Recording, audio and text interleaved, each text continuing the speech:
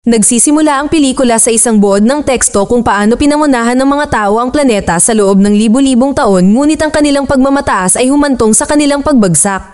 Ang isang virus na gawa ng tao ay nagbunga ng isang matalinong species ng mga unggoy. Ngunit ito ay nagkaroon ng kabaligtaran na epekto sa mga tao. Nakuha nila ang kanilang talino at kakayahan sa pagsasalita. Habang nagpupumilit ang mga unggoy at mga tao na mabuhay ng magkasama, sumikat ang isang unggoy na nagngangalang Caesar at isinakripisyo ang lahat para sa uri nito. Ang eksena ay pagkatapos ay pinuto sa libing ni Caesar, kung saan ang kanyang mga kaibigan ay naglalagay ng mga bulaklak sa kanyang ulo at sinindihan ang kanyang pugon upang magbigay galang. Nag-fast forward ang eksena sa ilang siglo, at ang mga unggoy ay bumuo ng mga natatanging angkan sa buong planeta. Makikita natin ang tatlong batang unggoy sina Noah, Sona, at Anaya na nagsimula sa paghahanap ng mga itlog ng agila para sa isang ritual ng pagbubuklod. Nabibilang sila sa Eagle Clan na nagdiriwang ng isang pagdiriwang kung saan sinusubok ang mga kabataan. Dapat nilang kunin ang mga itlog ng agila mula sa isang pugad, ngunit maaari lamang kumuha ng 2 kung 3 lang ang makikita nila. Pagkatapos ay aalagaan nila ang mga itlog hanggang sa lumaki ang mga ibon at masanay sa pangangaso. Naabot ng 3 ang pinakamataas na punto sa kagubatan at nakarating sa isang pugad kung saan nakakita sila ng 3 itlog. Ngunit dahil 2 lang ang pwede nilang kunin, kailangang hanapin mismo ni Noah ang pangatlo. Pagkatapos ay umakyat siya sa susunod na bangin kung saan naroroon ang pugad ng agila ng araw. Sa sandaling kunin niya ang isang itlog, ang ina na agila ay naglunsad ng isang pag-atake na naging sanhi ng kanyang pagkahulog. Sa kabutihang palad, nakahawak si Noah sa gilid ng isang lumang gusali. Sa kanilang pagbabalik, napansin nilang natatakot ang kanilang mga kabayo at nawawala ang kumot ni Noah. Napagtantong may malapit na tao, sinundan nila ang daan patungo sa isang lagusan ng tren kung saan nakita nilang nakasabit ang kumot. Pagkatapos ay buong tapang na kinuha ito ni Sona pagkatapos ay tumakas sila. Isa sa mga tuntunin ng tribo na walang unggoy ang dapat tumawid sa lagusan dahil natatakot silang makaharap ang mga tao na tinatawag nilang echoes. Hindi nagtagal ay bumalik ang 3 sa kanilang nayon kung saan ang ama ni Noah na si Coro ay nagsisilbing pinuno. Nakatira ang buong angkan sa kahoy na gusali na itinayo sa mga poste ng kuryente na may mataas na tensyon. Umakyat si Noah sa tuktok upang salubungin ang kanyang ama at inilagay ang itlog sa pugad. Habang nag-uusap ang dalawa, napansin ni Coro ang dugo ng tao sa kumot ni Noah at nagtanong kung tumawid siya sa lagusan. Tinatakot nito ang batang unggoy ngunit nagsinungaling siya na hindi niya ito tinawid. Pagkatapos ay ibinigay ni Coro ang kumot sa kanyang panganay na anak at inutusan itong hanapin ang pinagmulan ng dugo. Nang gabing iyon, nakarinig si Noah ng ingay sa kanilang imbakan ng isda at nadiskubre niya ang isang taong babae na nagtatago doon. Sinubukan niyang lapitan siya, ngunit itinulak siya nito at tumakbo sa kagubatan. Aksidenteng nabasag nito ang bitbit niyang itlog ng agila sa kanyang pouch. Nag-aalala, nakipagkita si Noah sa kanyang mga kaibigan at sinabing kailangan niyang maghanap ng isa pang itlog bago sumikat ang araw. Nag-aalok sila na ipagpaliban ang kanilang ritual upang suportahan siya, ngunit si Noah ay naninindigan sa paghahanap ng kapalit na itlog ngayong gabi. Sa susunod na eksena, sumakay siya sa kanyang kabayo at dumating sa madilim na kagubatan. Walang nakitang itlog si Noah ngunit may narinig siyang kaguluhan sa di kalayuan. Sa pagtungo sa direksyong iyon, nagulat siya nang matuklasan niya ang bangkay ng isang unggoy na nakasuot ng maskara at baluti. Pagkatapos, bigla na lang lumitaw ang kanyang nasugatang kapatid at binalaan siya na darating ang mga kaaway. Sinubukan ni Noah na magtanong pa ngunit malungkot na sumuko ang kanyang kapatid sa kanyang mga sugat. Sa sandaling iyon, mas maraming mga unggoy ang dumating sa pinangyarihan na nagudyok sa kanya na magtago sa isang damo. Si Silva, ang gorilla commander ng mga unggoy na may maskara, ay nagalit nang makitang patay ang kanyang hukbo. Napansin din niya ang dugo ng tao sa kumot na dala ng kapatid ni Noah kanina. Hinahabol pala nila ang babaeng may dugo sa kumot. Sa kasamaang palad, natagpuan din ni Silva ang kabayo ni Noah at inampas ito ng Electrocution 1, umaasang dadalhin sila nito sa nayon. Nang bumalik si Noah, nagulat siya nang matuklasan niya ang buong nayon ay nasusunog. Ang mga unggoy na may maskara ay hinuhuli ang mga miyembro ng kanyang angkan habang paulit-ulit na binibigkas ang mga salitang para kay Caesar. Isang natatakot na Noah ang pagkatapos ay umakyat sa nasusunog na gusali upang iligtas ang kanyang ama. Sa kasamaang palad, napansin siya ni Silva at nagsimulang sumunod sa kanya. Kahit papaano ay nagawa ni Noah na palayain ang mga agila ngunit hindi na iligtas ang kanyang ama mula sa makapangyarihang commander. Namatay si Cora sa isang masakit na kamatayan habang si Noah ay itinapon sa tore. Kinaumagahan, nagkamalay siya at nakitang nawasak ang nayon. Humihikbi na inilibing ni Noah ang katawan ng kanyang ama habang nangangakong ipaghihiganti ang kanyang kamatayan. Pagkatapos ay hinanap niya ang iba pang miyembro ng kanyang angkan ng mag-isa. Ngunit sa kawalan, lumitaw ang agila ni Cora, kaya sumakay siya sa kanyang kabayo at nagsimulang sundan ito. Sa unang pagkakataon, tumawid si Noah sa ipinagbabawal na lagusan at lumabas sa kabilang panig. Nagulat siya nang makita niya ang lugar na puno ng matataas na gusali kung saan dating nanirahan ang mga tao. Sa kabila ng alam niyang hindi ligtas dito, patuloy na sumusulong si Noah. Paminsan-minsan ay humihinto siya para magpahinga at kumakain ng kahit anong makukuha niya. Kinaumagahan, lumitaw ang agila ni Coro at sinubukan ni Noah na kumonekta dito gamit ang awit na itinuro sa kanya ng kanyang ama. Gayunpaman, itinanggi ng ibon ang kanyang awtoridad at kinalmot ang kanyang braso bago tumalon. Hinabol ito ni Noah sa masukal na kagubatan kung saan nakakita siya ng usok. Habang papalapit siya sa pinanggalingan, bigla siyang nahulog sa isang salamin na kisame sa isang bitag. Mabilis na pinalaya ni Noah ang kanyang sarili, pagkatapos nito ay nakilala niya ang isang nakatagong orangutan na nagngangalang Rocka. Sa una, napagkakamalan siya ng huli na isang nakamaskara na sundalo dahil dala niya ang patpat na pangkuryente. Ngunit nang ipaliwanag ni Noah ang kanyang mga pinagdaanan, napagtanto ni Rocka na hindi siya isang kaaway. Pagkatapos ay ibinunyag ng orangutan na ang kanyang tribo ay winasak kamakailan ng mga unggoy na may maskara. Nakaligtas siya sa pamamagitan ng pagtatago sa ilalim ng sahig ng kagubatan kung saan siya nagtayo ng isang malaking pamayanan. Pagkatapos, ipinakita ni Rocka ang kanyang koleksyon ng mga libro kay Noah, isang bagay na hindi pa nakita ng batang unggoy. Pagkatapos ay ipinaliwanag niya na bahagi siya ng The Order of Caesar, isang grupo na nakatuon sa mga turo ng tunay na Caesar. Ang mga turong ito ang bumubuo sa pundasyon ng maraming batas sa lipunan ng unggoy na ipinasa sa mga henerasyon. Nakalulungkot, si Rocka na lang ngayon ang tanging nabubuhay na miyembro ng order. Ibinunyag pa niya na ang mga unggoy na may maskara ay ginagamit sa maling paraan ang mga turo ni Caesar. Naglilingkod sila sa isang malupit na kilala bilang Proximus Caesar na nagsimulang lumikha ng kanyang sariling mga batas. Sinabi ni Rocka na si Caesar ay isang dakilang ninuno na naniniwala sa lakas at pagkakaisa ng mga unggoy, hindi sa karahasang ipinangangaral ng mga impostor na ito. Naaalala niya ang isang panahon kung saan ang mga tao at mga unggoy ay magkakasamang nabuhay ng mapayapa, isang paniniwalang itinatangi ni Caesar. Sa kalaunan ay nagpasya si Rocka na tulungan si Noah na mahanap ang kanyang angkan, umaasa na maaari rin siyang maging bahagi nito. Pagkatapos iimpake ng dalawa ang kanilang mga mahalagang gamit at nagtungo sa kanilang pupuntahan. Kinagabihan, nag-set up sila ng kampo at kumain ng anumang pagkain na maaari nilang kainin. Habang abala sila sa pag-uusap, biglang sumulpot ang dalaga at kinuha ang 2 prutas.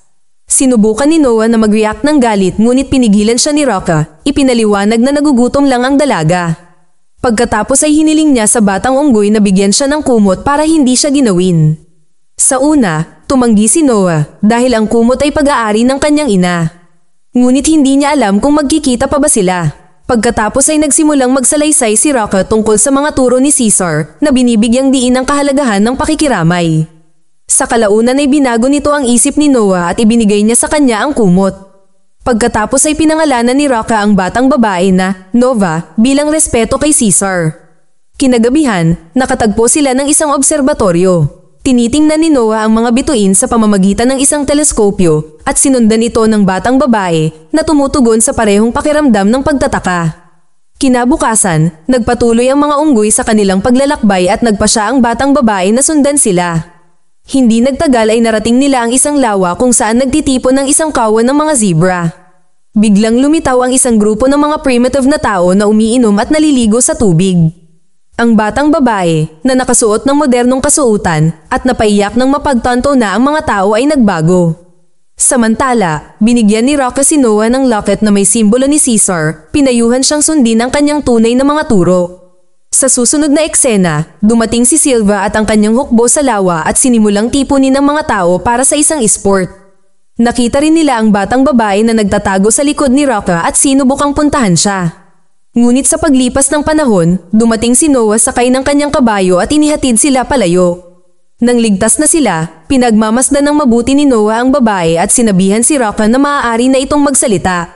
Ang orangutan ay may pag-aalinlangan dahil naniniwala siyang ang mga tao ay walang kakayahang magsalita. Gayunpaman, natigilan silang dalawa nang magsalita ang dalaga at sinabing, ang pangalan ko ay May. Inaangkin niya na alam niya kung saan dinala ang tribo ni Noah at nag-aalok na gabayan siya doon. Nang gabing iyon, habang nagpapahinga ang iba, inayos ni Noah ang patpat ng kuryente na nakuha niya mula sa kanyang nayon. Sa umaga, inaakay ni May ang mga unggoy sa isang malakas na ilog na kailangan nilang tawirin sa pamamagitan ng isang tulay na gawa sa kahoy.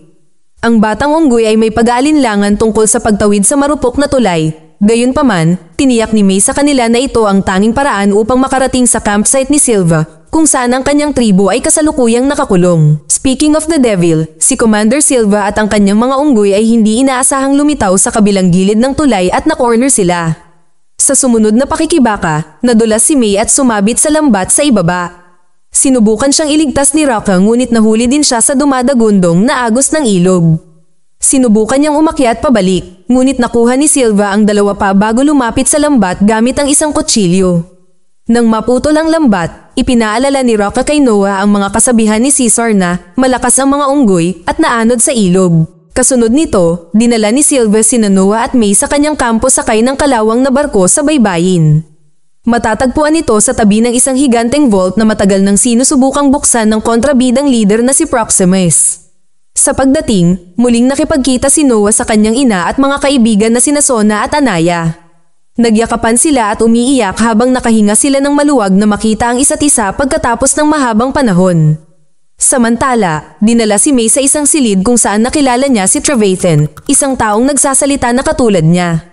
Ipinaliwanag niya na kusang loob siyang sumuko kay Proximus dahil naniniwala siya na ang pangingibabaw ng sangkatauhan sa Earth ay isang bagay ng nakaraan. Ipinaliwanag ni Trevathan na nilikha niya ang electrocution stick at nagbasa ng mga libro ng kasaysayan para kay Proximus. Sa pamamagitan ng mga aklat na ito, nalaman ng Peking Caesar ang tungkol sa mga dakilang gawa ng mga tao at binaluktot ang orihinal na mga turo ni Caesar. Sa labas, sinusubukan ni Proximus at ng kanyang mga unggoy na buksan ang vault na iniwan ng mga tao ilang siglo na ang nakalilipas. Gumamit sila ng pulbura, mga kadena, at ilang iba pang mga instrumento, ngunit ang pinto ay nananatiling mahigpit na nakasara. Binalaan ni Trevathan si May na kung magkakaroon ng access si Proximus sa teknolohiya at mga armas ng vault, magtatatag siya ng isang imperyo ng mga unggoy at lilipulin ang natitirang mga tao. Nang maglaon, inanyayahan ng taksil na unggoy sina Noah at May na kumain kasama niya. Siya ay nagsasalita tungkol sa ebolusyon na naniniwalang ang teknolohiya sa loob ng vault ay magbibigay daan sa kanya na malampasan ang uri ng unggoy at tumugma sa mga kakayahan ng tao. Sinusubukan din niyang kumbinsihin si Noah sa katalinuhan ng mga tao at ang kanilang banta sa mga unggoy. Gusto pala ni Proximus na nasa tabi niya si Noah dahil siya ay sapat na matalino upang ayusin ang electric stick. Pagkatapos ay hiniling niya kay May na ibunyag ang kanyang plano, ngunit tumanggi itong sabihin ng anuman. Nilingon niya si Noah at tinanong kung sinabi nito sa kanya ang daan patungo sa vault. Gayunpaman, iginiit ng batang unggoy na wala siyang sinabi sa kanya. Pagkatapos ng hapunan, isang nalulungkot na si Noah ang nakipag-usap sa agila ng kanyang ama at nagpahayag ng pagdududa tungkol sa pagpapalaya sa kanyang tribo.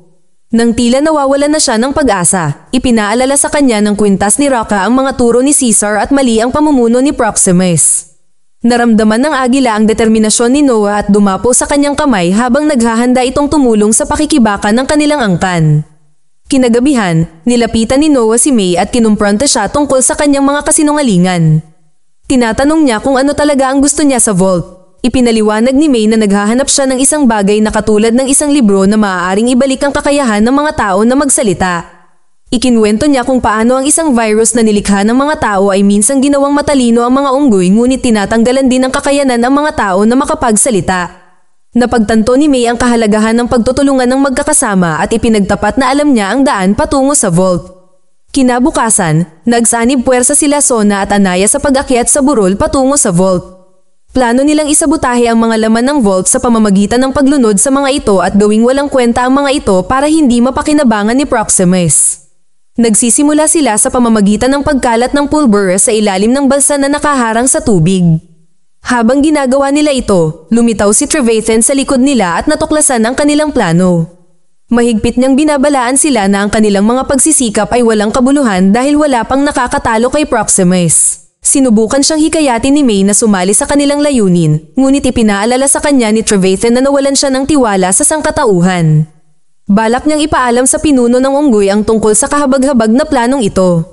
Dahil walang pagpipilian, sinakal siya ni May hanggang mamatay at itinapon ang kanyang katawan sa tubig. Pagkatapos magtanim ng mga pampasabog sa paligid ng dam, umakyat si Noah sa burol kasama ang babae sa kanyang likod. Sa lalong madaling panahon, naabot ng grupo ang 3 malalaking lumang mga vent na minsang nagsupply ng hangin sa vault.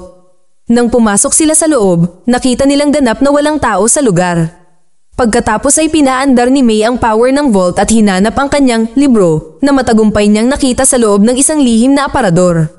Ang libro ay lumalabas na isang deciphering key upang i-activate ang isang satellite system. Samantala, naglalakad si Noah at ang kanyang mga kaibigan sa vault at namangha sa mga kababalaghan nito. Nakatagpo sila ng mga picture book na naglalarawan ng mga taong ikinulong ang mga unggoy. Sinira nito ang paniniwala ni Noah na ang mga tao at unggoy ay dating mapayapa. Sinubukan niyang kausapin si May tungkol dito, ngunit bigla silang nag-ambala ng masasamang unggoy. Mabilis na hinawakan ng tenyente ni Proximus si Sona. Hinawakan siya gamit ang kutsilyo sa kanyang lalamunan at hiniling kay May na ibunyag ang kanyang tunay na intensyon. Ngunit sa kanyang sorpresa, inilabas niya ang isang baril na nakita niya kasama ng libro at pinaputukan siya hanggang sa mamatay. Pagkatapos ay pinasabog niya ang mga pampasabog na naging sanhi ng pagbaha sa dam sa buong pamayanan. Ang kaguluhan ay naganap habang ang mga unggoy ni Proximus ay nagmamadaling tumakas dahil sa pagtaas ng tubig habang ang Eagle Clan ay nagsimulang umakyat sa kaligtasan. Sa panahong ito, hinabol ni Silva si Noah habang sinusubukan nilang iligtas ang kanilang mga sarili. Isang matinding labanan ang naganap, ngunit ang ating bida na unggoy ay nakatakas sa isang makitid na agwat sa pagitan ng mga tubo. Sinusubukan din ng higanteng bakulaw na sumunod, ngunit na-stuck siya sa pagitan ng puwang at kalaunan ay nalunod hanggang sa mamatay. Matapos halos hindi makalabas ng buhay, nakatakas si Noah sa vault sa parehong paraan ng pagpasok niya at muling nakipagkita sa kanyang nabubuhay na angkan. Ngunit tulad ng iniisip nilang ligtas sila, naabutan siya ni Proximus mula sa likuran at inatake si Noah. Mag-isa niyang hinampas ang batang unggoy sa sahig ng ilang beses at iniwan itong halos patay na. Pagkatapos ay sinubukan niyang pilitin si Noah at ang kanyang mga angkan na yumuko sa kanyang harapan at nilalayo niyang patayin silang lahat pagkatapos. Ngunit laking gulat niya, inipon ni Noah ang lahat ng kanyang lakas at nagsimulang umawit ng isang natatanging kanta.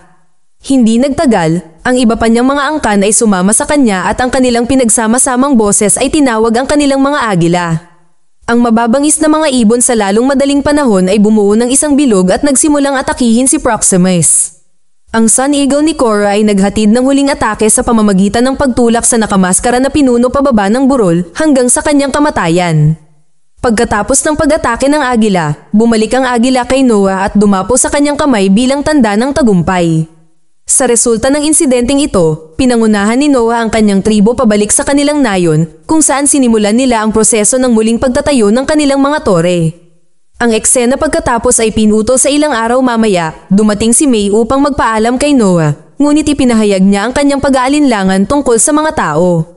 Ipinahahayag niya ang paniniwala ni Proximus na marahil ang mga tao ay palaging maglilingkod sa kanilang mga interes. Inamin ni May na ang layunin niya ay tulungan ang mga tao na mabawi ang kanilang planeta, ngunit tinanong ni Noah kung ano ang ibig sabihin nito para sa mga unggoy. Ipinahayag niya ang kanyang paniniwala na karapat-dapat ang mga tao na bawiin ang kanilang lugar. Ngunit ang batang unggoy ay nagsalita ng katarungan at sinasabing ang mga unggoy ay mawawalan muli ng kanilang pananalita kung ang mga tao ay mabawi ang kanilang teknolohiya at kalayaan. Naalala niya ang pangarap ni Rocket tungkol sa mga unggoy at mga tao na namumuhay ng mapayapa at iniisip kung ito ay matutupad. Naantig si May sa mga sinabi nito at binawi niya ang baril na hawak niya sa likuran niya. Lumalabas na pumunta siya rito upang patayin siya ngunit nagbago ang kanyang isip pagkatapos na makilala ang katalinuhan ni Noah at ang kanyang potensyal na mapangalagaan ang kaharian ng unggoy. Bago tuluyang humiwalay, ibinigay ni Noah sa kanya ang locket na may marka ni Caesar at ipinaalala sa kanya na napaka-espesyal nito.